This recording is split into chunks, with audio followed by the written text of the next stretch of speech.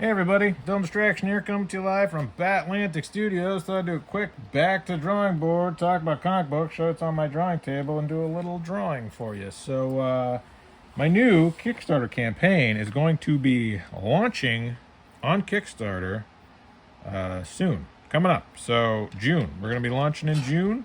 So, thank you so much to everybody that follows my work and likes my work. I'm going to be posting about it and talking about it all month. So the month of June, Kickstarter campaign, my newest creator-owned series. I'm not going to tell you too much about it, but stay tuned here, DylanDistraction.com. That's where I'll be talking about it. That's my YouTube channel. MakeComicsCool.com. That's my Patreon. Everybody at my Patreon will hear about it, so go check out MakeComicsCool.com. That's where I'm going to kind of reveal some of the works in progress and some of the behind the scenes. Yeah, I need your help this month in June to get the book printed and shipped. So please follow my work, DylanAndrewsArt.com, MakeComicsCool.com, DylanDistraction.com, and enjoy as I draw some characters from the book, which is going to be on Kickstarter in June.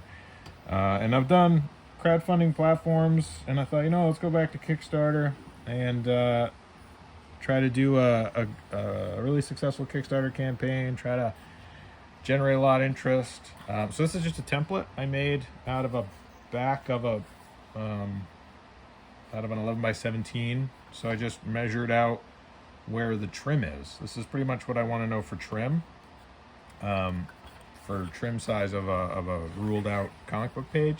So then it gives me an idea where the trim is, and then inside of that, obviously, live area. Outside of that's bleed. So really all I need to know is the trim, because I know inside of that is live area and outside of that's bleed zone. So that's the way I do it. That's the way I do it, and that's how I do it. If you like that, that's how it's done. If you don't care, then there you go. Now you know. That's how I do it. So and the great thing about that is I can just use plain white paper. This is all Bristol board. I think this is Strathmore? He says as his voice goes up 3 octaves. Strathmore? I think it's Strathmore. So, what am I going to draw on these? I'm going to draw the characters from the story. I don't think I'll do sequential. I think I'll just do like a pin-up thing. So, yeah, I'm not going to reveal too much in these first videos. You'll have to tune in to the next videos to kind of figure out. But I thought maybe I'd just do some fun kind of character sketches of the main characters. I'm super excited to talk about this story, but I wanted to kind of tease it out where I don't tell too much right away and kind of have people tune in and kind of learn about the characters as it goes. So, but MakeComicsCool.com, my Patreon, that's where I'll be revealing a lot of the art and I'm talking about the story and stuff. But yeah, it's definitely a fun project. I've been working on it and drawing it, and super psyched to be able to share it with everybody, and hopefully people like it and it catches on and people back it and support it.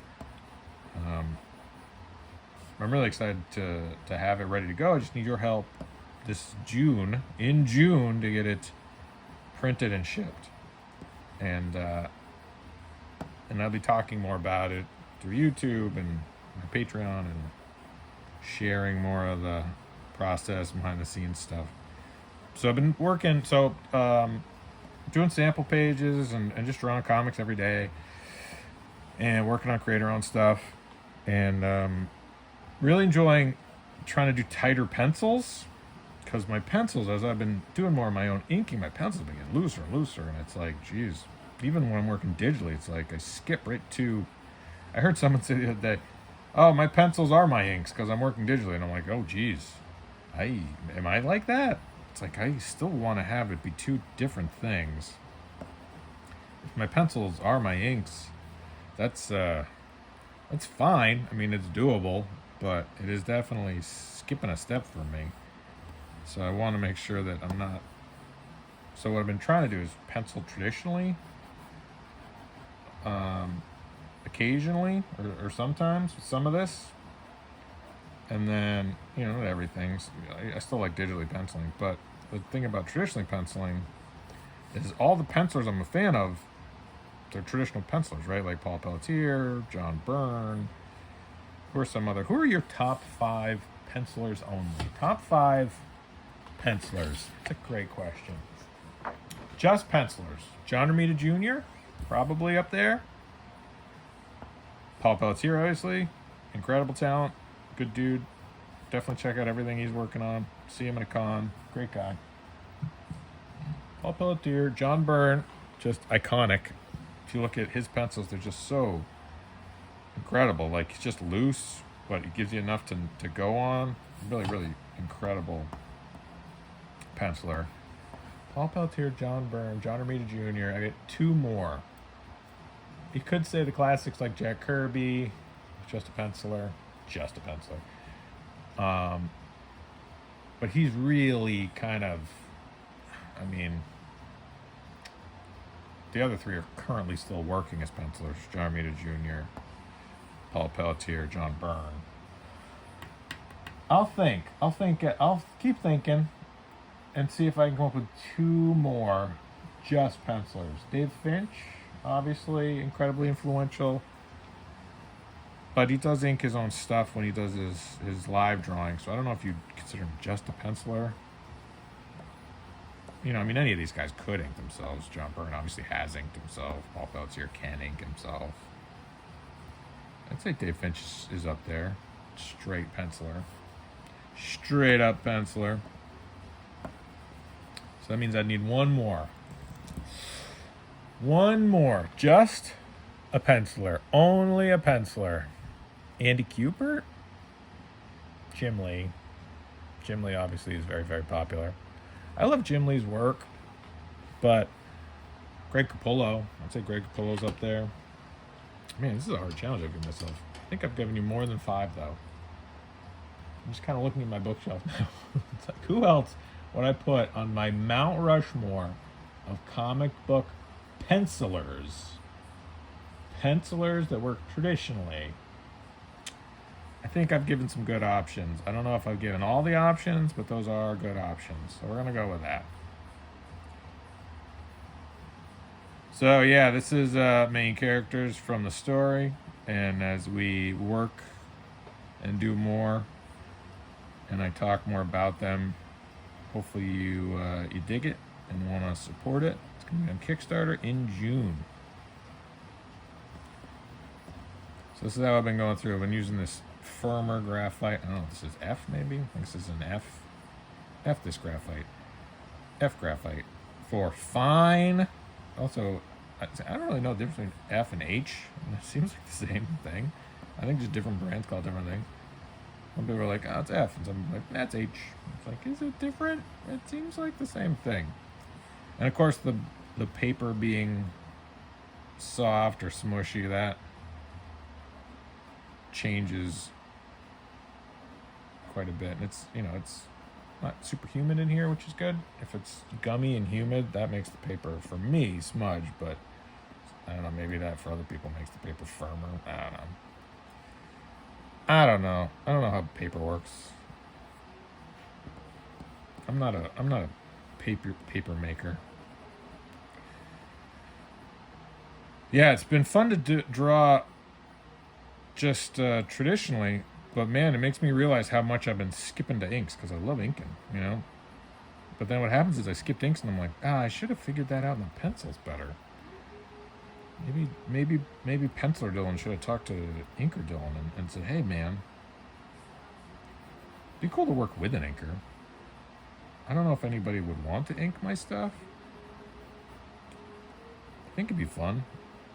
I think probably I get really picky about it though. You see a lot of these incredible pencilers, and you can tell that they've had, you know, anytime you have a great penciler and an average inker, you're always like, man. Ugh. You know, there's some inkers that really elevate stuff. I love Sandra Hope's inks. Obviously on Paul Pelletier, so good. I like Glapion's inks on Capullo. I think that's a really nice match. But I don't know what makes a great inker. I think a lot of it is just understanding when to adhere to what the penciler is doing and when to just draw in the ink.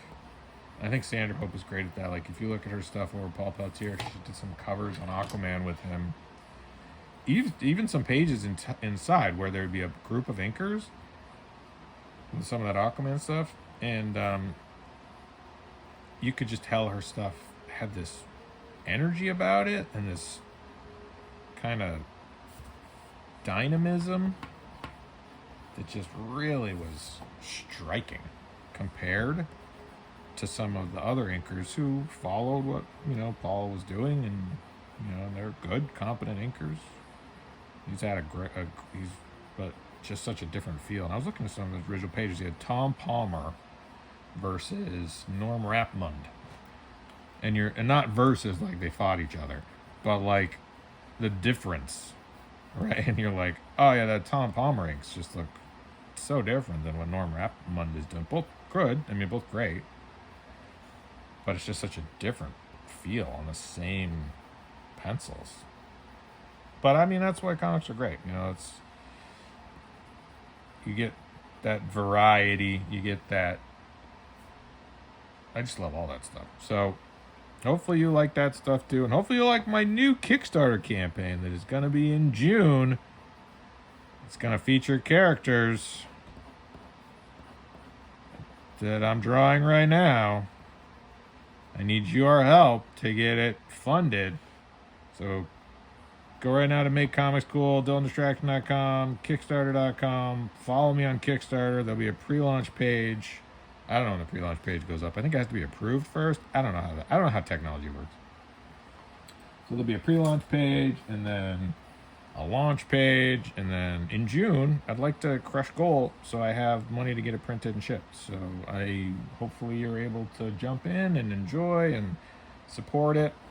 And it's a fun, over-the-top 90s action comic, but it's actually got there's some definitely has some personal sort of themes about it. So hopefully when you read it and enjoy it, you can go, oh, I get what he's talking about here. There's some underlying subtext. I don't know. I'm not really great at subtext, but there's text and maybe subtext. I don't know if that's true, but definitely read into it and let me know what you think. I got a lot of stuff I want to talk about, and so I'm using my comic book to talk about it. So hopefully you enjoy that sort of.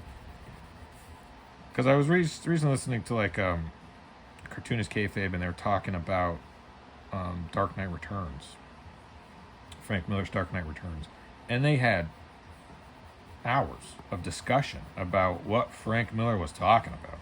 Because there's the story, right, and then there's the story. So it's like you could really read into what Frank Miller was putting down on paper, and I love that, where you could. It's like there's what the comic book is about, and then there's what the comic book is about. And they're not always the same thing. But I love when there's that sort of underlying themes, and people can look into stuff, and it's in a wrapped up in a silly superhero action comic. But they go, oh, he was talking about this, or he's dealing with this issue, or he's trying to talk about why this is bothering him, or what he likes about this or hates about that. So alright, so then I go through and rough it up with the H or F, and then I got an HB here. So I'm probably going to lighten this down maybe a little bit. I don't know. Doesn't have to be the tightest of pencils, but.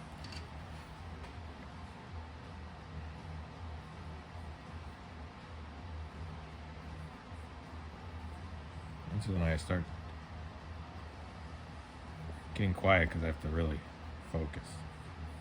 Oh, I'm focusing so good.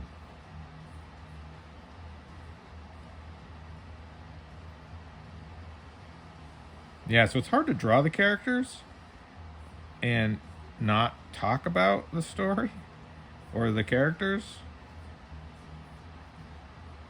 So I will be. Obviously, I'm not going to. It's not all just going to be 1 month-long tease of what this thing is, but I did want to make it so that if people wanted to find out more, they had to kind of follow along the campaign and back, jump in on the pre-launch page. Because it's like, if you know everything and know what everything's about, and I'm tell you everything and I show you everything, then there's no real desire to learn about it, right? That's always the thing I loved, was the discovery. Like, you find something, you're like, oh, I didn't know this existed, or wow, look at this thing that's new or different, or what is this about? I think with the internet now, it's almost like the discovery's gone. Like, I remember buying CDs and not knowing what the band sounded like. That seems insane now. I went into a record store back in the day. They had these things called record stores. I went into a record store and I bought Rage Against the Machine tape deck, tape cassette. Rage Against the Machine tape cassette, because of the cover work, black and white with the guy on fire. And it was in the rap section, and I was like, I like rap. I was listening to a lot of Naughty by Nature at the time, and Digital Underground, and NWA, and the good stuff. And so still love that stuff. So I was listening to that, and I was like, Rage Against the Machine, cool. So I bought it, and I'm like, and it blew my mind. I did not know what was going on. It was just the craziest thing I'd ever heard. And I played it to my friend, and he's like, this is devil music. He's like, you gotta tell somebody about this. You shouldn't listen to this. You shouldn't know what this is. I'm like, nah, this is cool, right? So now imagine going in and not knowing what a band sounded like. It'd take you 2 seconds to find it online. 2 seconds. Back then, no way to know. You just didn't know. There was no, it's just like, no, just don't know. And so you gotta roll the dice. And back then a tape was like, I don't know, $10 or something. It wasn't cheap. That's like a whole month of Spotify now. Unlimited songs. Back then it was a tape. And I'd try to play it in the car. My parents would be like, this is too loud. I said, I can't hear it. They're like, too loud? Why is they yelling so much? I'm like, nah, it's cool. They didn't like it. So I want to try to capture, I want to have that sort of like discovery, going into a comic book store, not knowing what something is, finding it, flipping it open, loving it, hating it. And it's like, well, how can I recreate that sort of excitement or joy of finding something? It's like, well, you can run a Kickstarter where you don't show a lot of the work until the thing launches. There you go. That's how I'm going to do it. So, MakeComicsCool.com. That's my Patreon. Dylan Andrews Art. That's where you can see more of my work. BatlanticStore.com. Buy comics. But really, Patreon.com. I don't know. Look me up. Batlantic Studios on Patreon. Look for Dylan Andrews. You can find my work. I've run a bunch of campaigns. This is my newest. I want this to be my biggest, bestest campaign ever. So definitely go check it out. I'm super excited about this new creator-owned comic book series. I need your help to get it printed and shipped. And so go right now. The campaign is live in June. So if it's June, campaign's live. Go get it. Got a bunch of cool reward levels, comic books, original art, everything. And the book's ready to go. I just need your help to get it printed and shipped. So, please.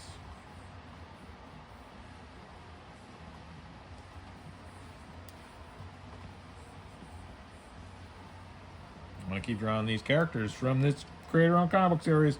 Okay, bye.